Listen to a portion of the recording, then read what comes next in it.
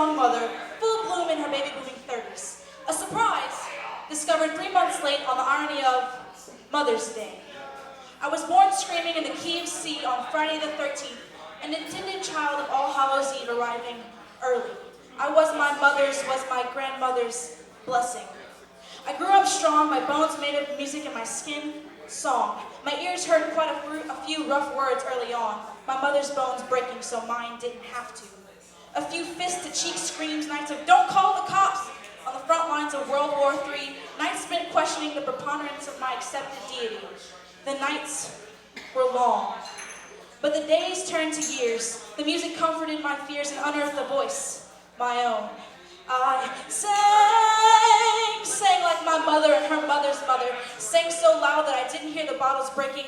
I didn't feel my hands shaking as they reached out for a weapon. My fingers finally took their vocal sword and slaying the Jabberwock with lethal ink. I learned to think in written word. But my hands itched for more creative outlets to congeal my fucked up inspiration because fists were not an option. I would never turn to violence. The clammy metal in my hands made music, charmed snakes, and through it I found peace. Music.